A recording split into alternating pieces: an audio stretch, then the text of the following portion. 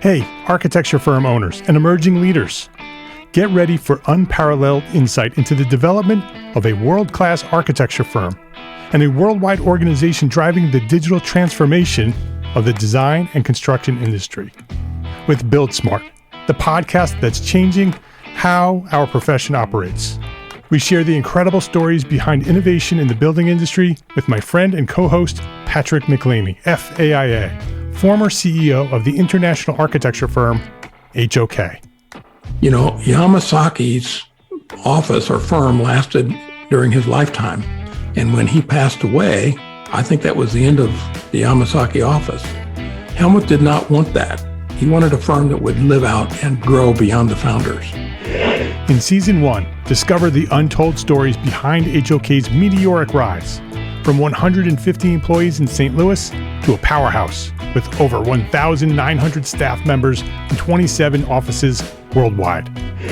You know, they weren't as polite as the Kojima people.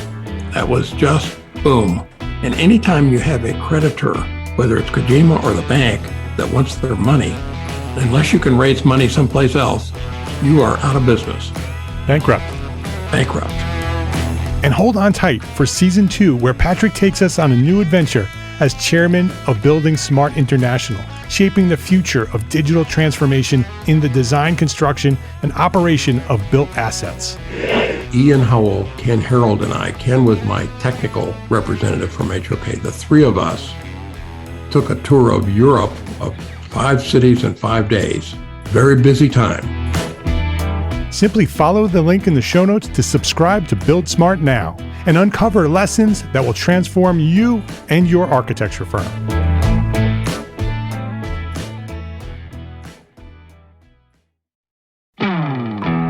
Hey, architecture firm owners and emerging leaders.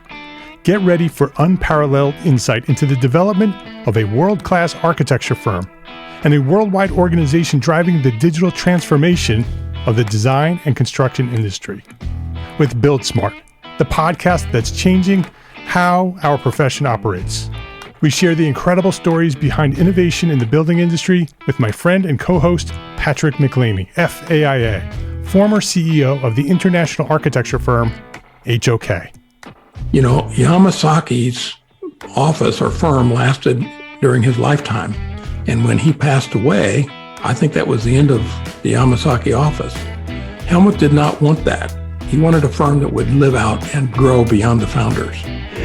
In Season 1, discover the untold stories behind HOK's meteoric rise, from 150 employees in St. Louis to a powerhouse with over 1,900 staff members and 27 offices worldwide. You know, they weren't as polite as the Kojima people. That was just boom. And anytime you have a creditor, whether it's Kojima or the bank, that wants their money, unless you can raise money someplace else, you are out of business. Bankrupt. And hold on tight for Season 2, where Patrick takes us on a new adventure as chairman of Building Smart International, shaping the future of digital transformation in the design, construction, and operation of built assets. Ian Howell, Ken Harold, and I, Ken was my technical representative from HOK. The three of us took a tour of Europe of 5 cities in 5 days. Very busy time. Simply follow the link in the show notes to subscribe to Build Smart now and uncover lessons that will transform you and your architecture firm.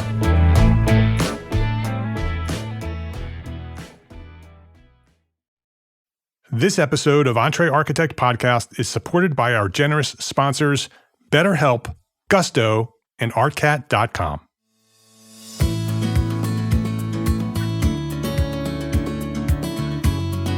My name is Mark R. LePage, and you are listening to EntreArchitect podcast, where each week I speak with inspiring, passionate people who share their knowledge and expertise, all to help you build a better business as a small firm entrepreneur architect. Greg Alexander, welcome to EntreArchitect podcast.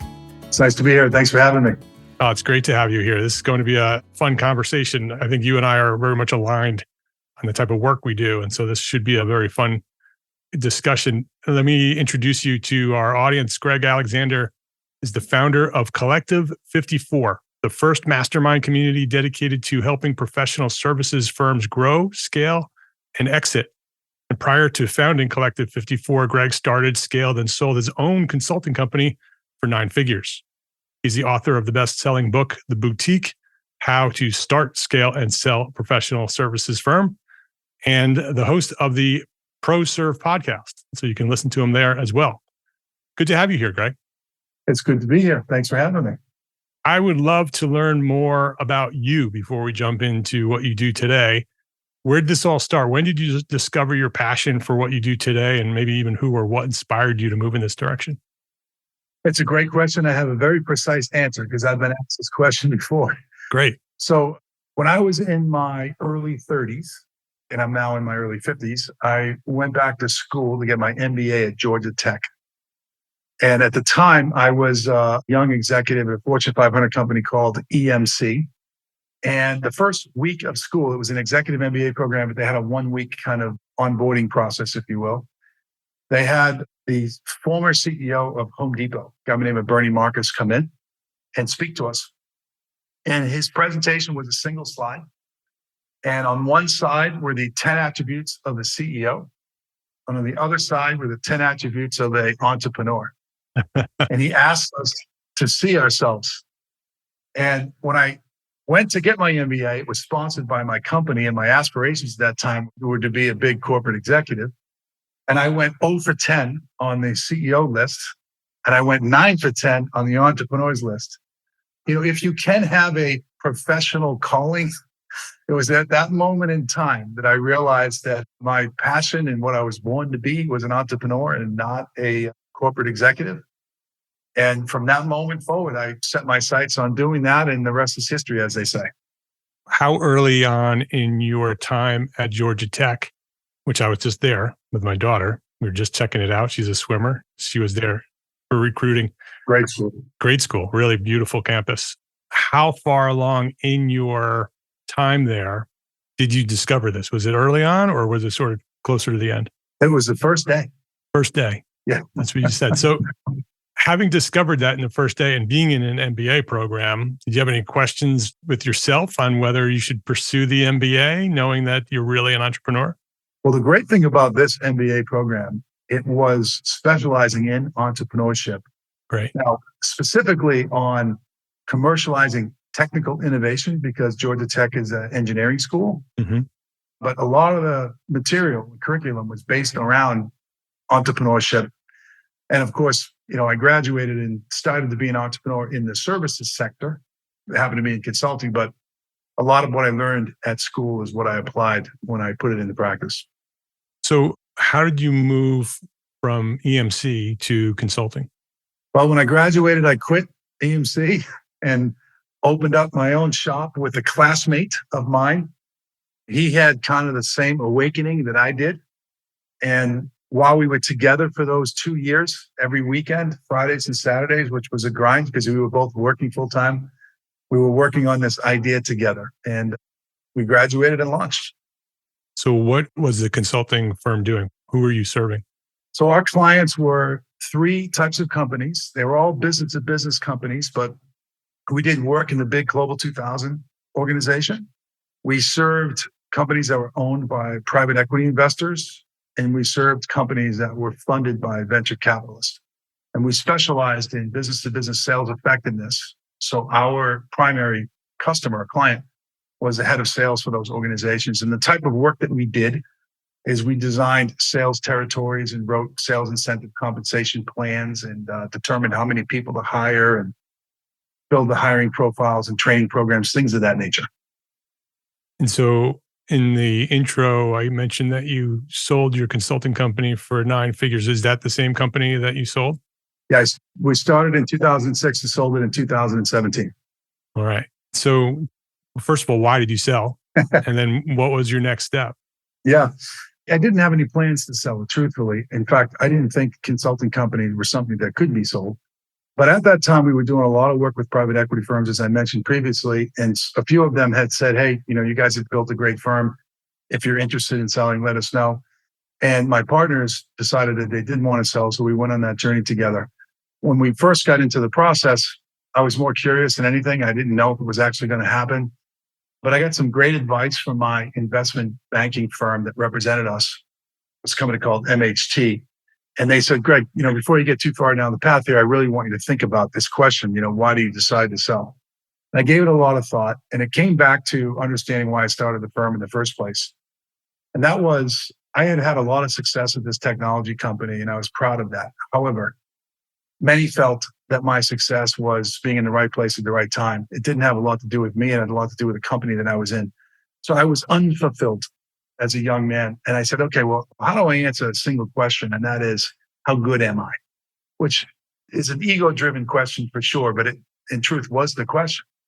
And I figured the only way I could figure that out is I could start a company from scratch, from my kitchen table with, no money, no clients, no products or services, and see if I could make a go of it. So that was the reason why I started the firm, was to prove that. So at the end of the journey, I had answered that question because we built a substantial firm. So at that point, it was like, there's really nothing driving me forward.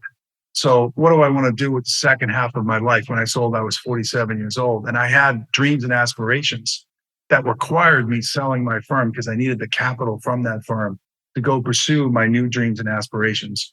So in the end, I was offered an amount of money that allowed me to go pursue my new dreams. So that's why I decided to sell it. That makes sense. And then, so what did you do next? What was your next step? Well, we spent a couple of years, my wife and I, traveling around the world and, enjoying ourselves, because between my corporate life and my entrepreneurial life, I had 25 years into it, and I was a little burnt out. But then, there's only so many rounds of golf you can play, and only so many states. That gets old quick, right? Yeah. I thought I was done. I really did. And then I realized I wasn't, that it was a stepping stone, not the finish line. And I've been a long time participant in mastermind communities. I was in EO and then YPO and then Tiger 21. And I really like the concept of a community. So I said to myself, all right, well, what am I really passionate about? And what I am passionate about is entrepreneurship. And I said, well, how can I give back to that body of knowledge? And there's a lot out there about being an entrepreneur. However, there's not as much about being a founder entrepreneur of a services firm, whether that's a consulting firm, or in your case, an architectural firm, or a marketing agency, or an accounting firm. There seemed to be a void there. So I said, I wonder if I can take the business model of a community and apply it to a single industry of services. And would that add value? And we did our homework and determined it was. And I funded the company in the end of 19, hired the management team, and we launched in January of 2020. So that's kind of how it was. So the North Star, if you were, was to be associated with entrepreneurs, to make a contribution to the body of knowledge around what it means to be an entrepreneur. And then the way that I'm realizing that is through the mastermind business that we have now called Collective 54. What's the mission for Collective 54? The mission is to help our members grow, scale, and exit their firms. And that's what we wake up every day thinking about. And those words need some context. So grow means for younger firms to do more of what they're doing, but just do it in bigger numbers, and help them along their entrepreneurial journey by increasing their income and their capital. The second group is the scale group, and that group has a different goal, and that is they're past the startup stage, but they're working 70 hours a week. It's kind of brute force. It's not necessarily working smarter. So that's that group. And then the third group, eventually all of the founders have got to sell their firms. I mean, we can't run our firms from the graveyard. And selling a services firm is tricky. And we want to help those people that have that desire, pull that off. Who are your typical members? What type of service firms are in your group? Yeah, good question. So the number 54 is in the name Collective 54 because according to the federal government, that's the industry code for services. Now, within that, there's several sub-verticals, and the big ones are law, accounting, architects and engineers, consulting, IT service providers, and marketing agencies. And those are very different domains for sure. Yeah. However, they all have the same business model. Right. Which is they're marketing, selling, and delivering some form of expertise, through human contribution as opposed to, a product. So our membership, which is a few hundred members at this point, it's kind of equally distributed across those sub-verticals. How's the structure of your membership? Is it one big mastermind, or is it, you had mentioned different groups. Are they actually different groups? Do you have multiple groups within the mastermind? We do. So the membership is structured into 3 tiers. So there's a growth tier, a scale tier, and an exit tier. And there's criteria that places members into those groups.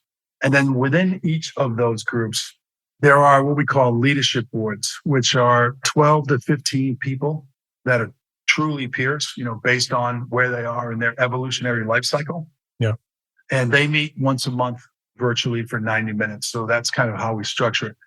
But we also have, unlike some of the groups I mentioned, like YPO and others, we don't have regional chapters. We were born in January of 2020. The plan was to have chapters. And then, of course, COVID hit in March of 2020. We had to pivot. So basically, we went digital. And now everybody loves their kind of being one giant community, kind of all over the world. So we didn't get to the geographic distinction. We did it by membership tier and by cohort. And you're going to stay that way? I think so. Yeah. The feedback we're getting from members is they prefer that because many of our members are heavily networked in their local community for the obvious reasons, but their networks aren't great outside their local community. And by participating in Collective 54, it gives them an opportunity to extend their network beyond their own region. Let's take a quick break to say thank you to our sponsors for their support of this episode. Architects, listen up. Is something interfering with your happiness or preventing you from achieving your goals? Regardless if you have a clinical mental health issue like depression or anxiety, or if you're just a human who lives in this world and is going through a hard time, therapy can give you the tools to approach your life in a very different way. I know this community of small firm architects very well, and I see many of you struggling. That's why I reached out to this episode's sponsor, BetterHelp. BetterHelp is a platform that makes finding a therapist easier because it's online, it's remote. And by filling out just a few questions, BetterHelp can match you with a professional therapist in as little as a few days. It's easy to sign up and get matched with a therapist. There's a link in the show notes. It's betterhelp.com/architect. Just use that link, betterhelp.com/architect. Clicking that link helps support this podcast, but it also gets you 10% off your first month of BetterHelp. So you can connect with a therapist and see if it helps you. If you need someone to talk to, consider online therapy with BetterHelp. Click the link in the show notes or visit betterhelp.com/architect. That's betterhelp.com/architect. Thank you to BetterHelp for supporting this podcast and for supporting our community of small firm architects. Running a small firm architect business is just plain hard. Endless to-do lists, employees to take care of, and your ever-present bottom line. So first of all, kudos to you for staying on top of it all. But let me tell you about Gusto. Gusto built an easier and more affordable way to manage payroll and benefits and more. They help over 300,000 businesses by taking the pain out of tasks like automated payroll tax filing, direct deposit, health insurance administration, 401k, onboarding tools, you name it, Gusto makes it easy. And they really care about their small business owners that they work with. Their support team is attentive and helpful. I've used them, I know. And since money can be tight right now, you'll even get 3 months free when you sign up.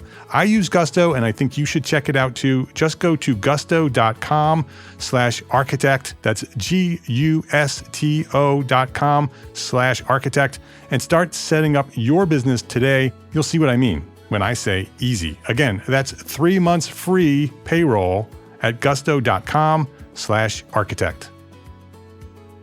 For over 30 years, ARCAT has been providing AEC professionals with high-quality and up-to-date building product information. Today, ARCAT.com is much more than a product catalog, with BIM, CAD, and specifications created in collaboration with manufacturers.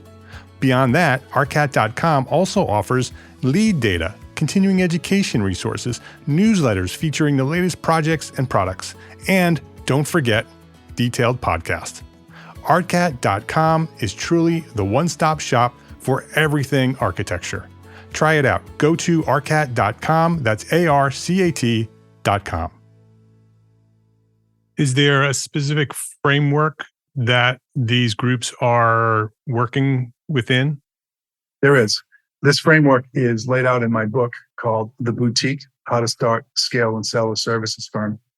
And it walks everybody through kind of that life cycle journey. Our point of view is from launch to exit on average takes about 15 years.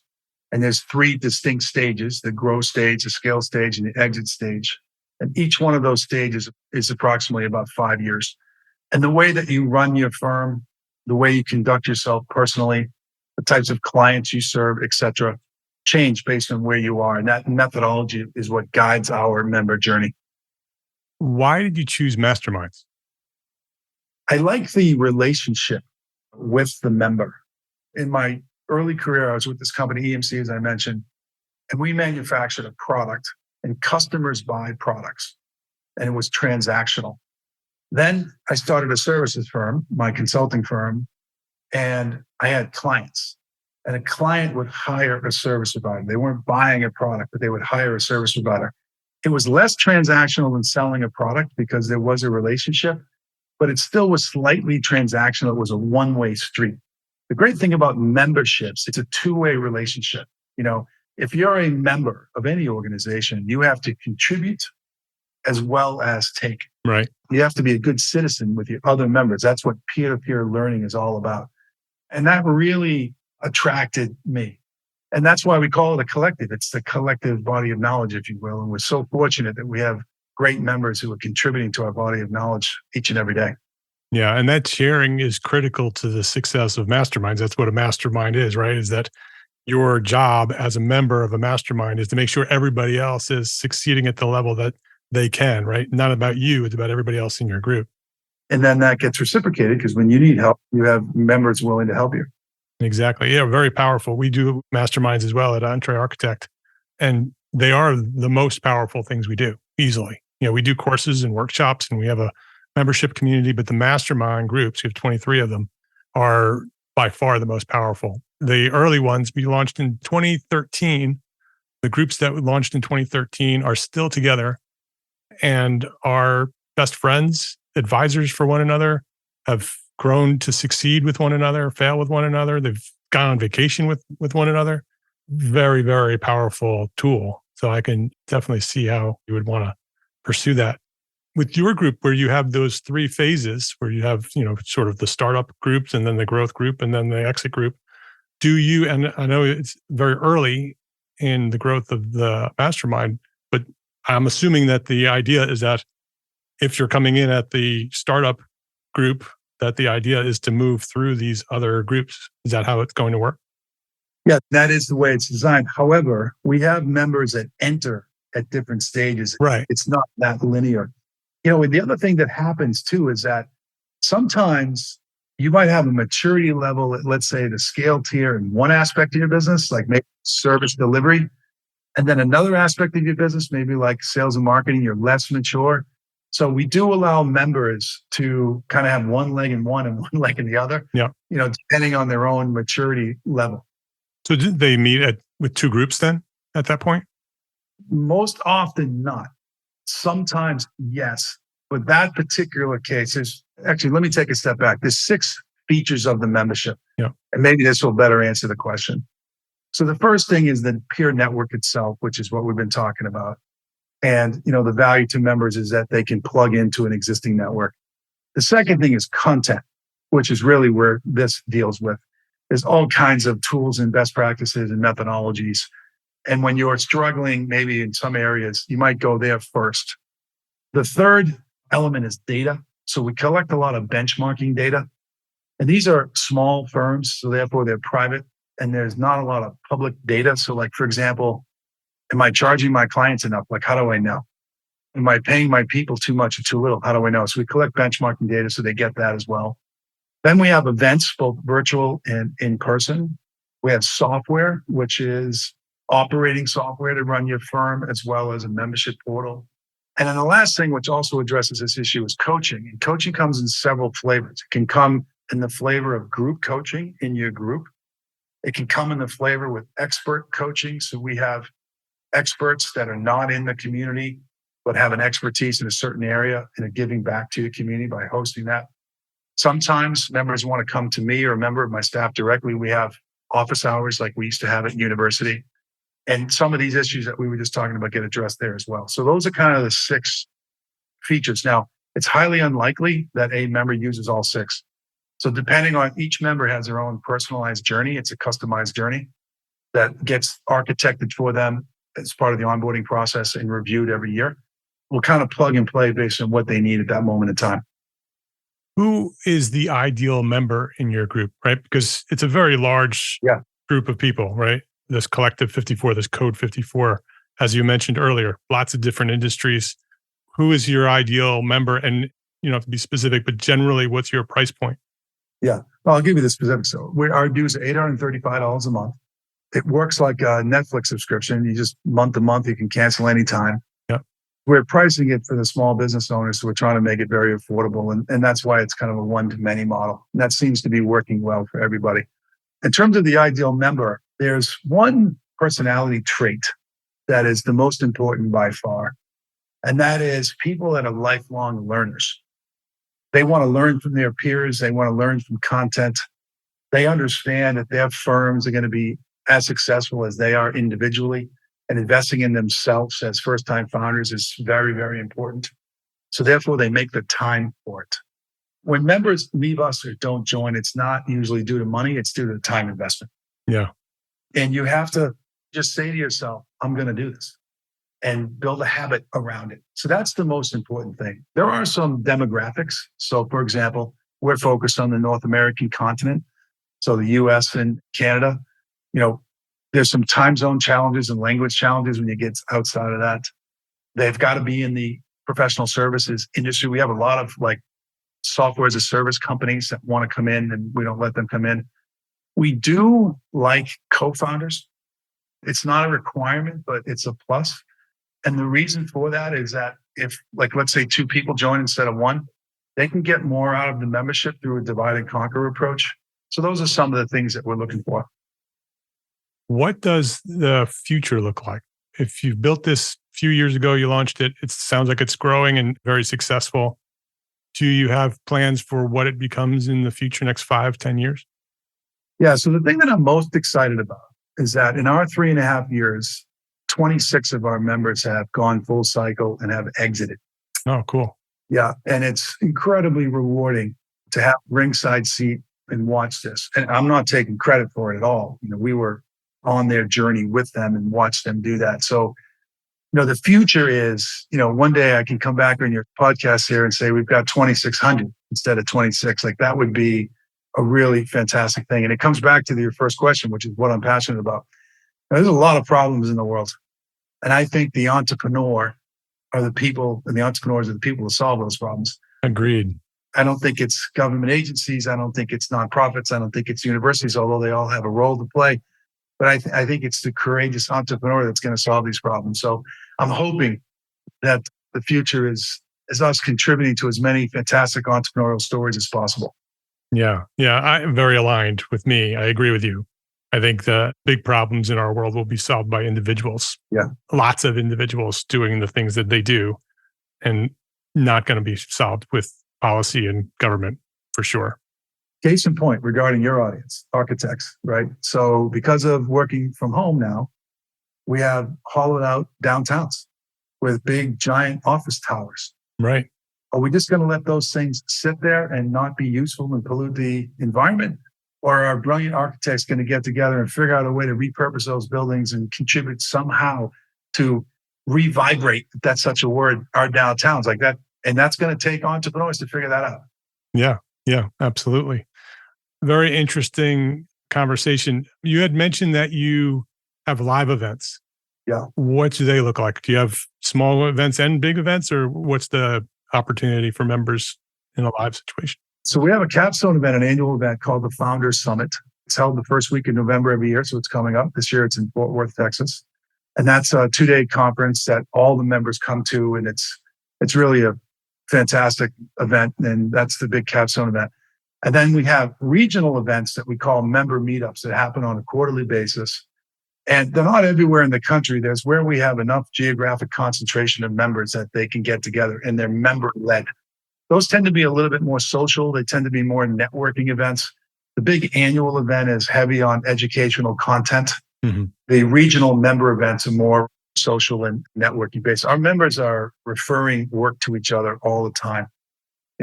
I might be an architect and I've got a client, and the client, because they trust me and I've been doing business for a long time, they might say, hey, I need a new accountant. Do you know anybody? Right. And that kind of thing is happening a lot, which is, the small firms who live and die off referrals. That's a big deal. Yeah, absolutely. Absolutely. And that's one of the benefits of the big entrepreneurial organizations, right? That's one of the key factors are those referrals. And so I could see how a group like yours, which is even more close knit and tied together, they know each other much better through masterminds, that they can become really powerful allies. Yep.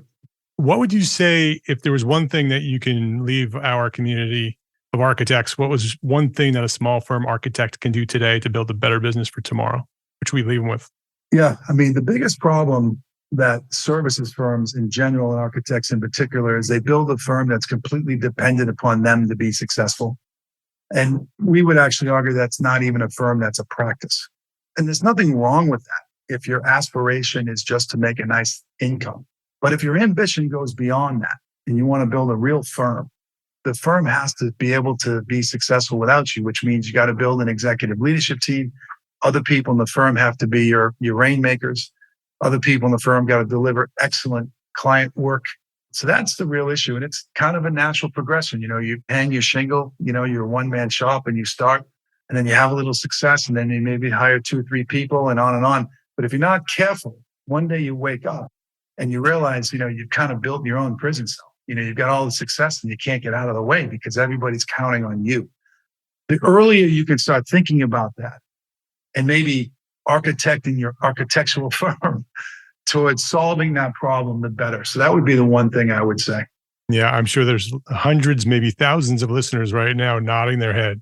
Yeah. They recognize that sounds familiar, right? That they've built their own prisons. His name is Greg Alexander. The company is Collective 54. You can learn more about Greg and Collective 54 at collective54.com. Go check it out. Say hi to them. We'll have links to all of that on the show notes. Greg, thank you for what you're doing. I think it's a very important role that you've dedicated yourself to, bringing this group of people, the service provider people who are entrepreneurs. Like we mentioned earlier, they're the ones that are going to improve and save the world for us. And groups like yours, Collective 54, are groups that are helping them become successful so they can go do that, right? So they can have the mission of making the world a better place. So thank you for doing that. And thanks for coming by here and sharing your knowledge at EntreArchitect Podcast. Well, Mark, right back at you. I appreciate very much what you're doing for your niche. We share a lot in common in that sense. And it was an honor and privilege to be with you today. So thanks for having me. Yeah, you're welcome.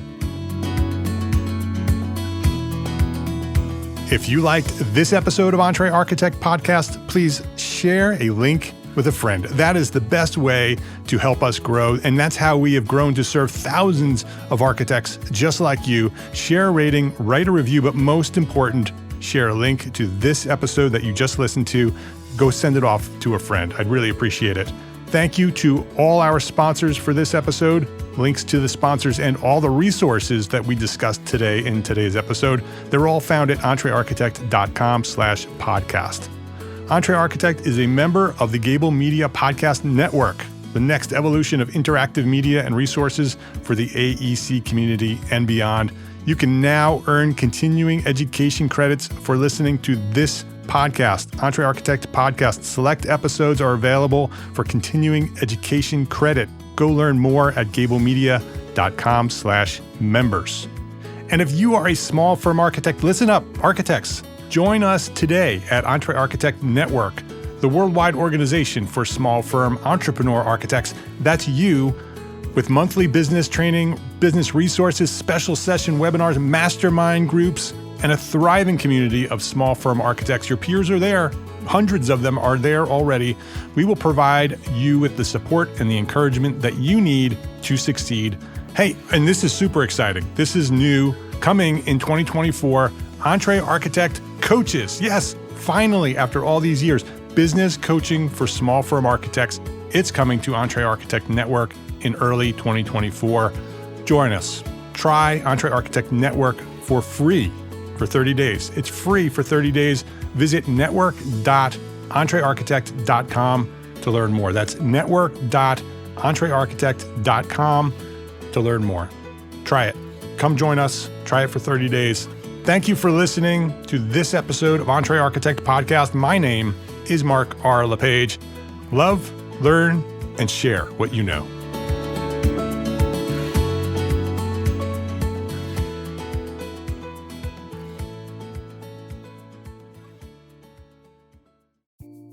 Imagine earning continuing education credits while doing exactly what you're doing right now. Well, you can. Gable Media has revolutionized the way you earn your continuing education credits with a groundbreaking approach. Forget running around town and scouring the internet for credit-worthy courses. Fulfill your CE requirements effortlessly by listening to engaging podcasts just like the one you're listening to now. Our podcasts are designed to educate, entertain, and inspire, all in a user-friendly environment. But wait, there's more. Architects, Gable Media is also approved as an AIA continuing education services provider. Upon completion, we handle everything, from reporting your hours directly to the AIA to storing your certificates in your personal Gable Media profile for your self-reporting needs. So follow the link in the show notes and start earning your credits in the most innovative and entertaining way possible with Gable Media. Attention architects and creative minds, get ready to supercharge your brand with Build Your Brand, the podcast that's unlocking the secrets of branding success for creatives. Hey there, it's Mark R. LePage, founder of EntreArchitect, and I'm inviting you to join my friend, architect marketing expert Jeff Eccles at Build Your Brand podcast, where he explores the captivating stories of the world's top brands and transforms their lessons into powerful moves for small firm architects and creatives like you. In Season 1, Jeff shares the thrilling tale of Southwest Airlines, where he dissects their journey to the summit and distills it into strategies tailor-made for you. It's important to keep in mind that companies like Southwest compete in the real world, just like you, and face real-world challenges, just like you. You might be surprised at how similar those challenges are to the struggles that you grapple with on a day-to-day basis. Don't miss out on your blueprint for success. Subscribe, tune in, and let's build your brand together.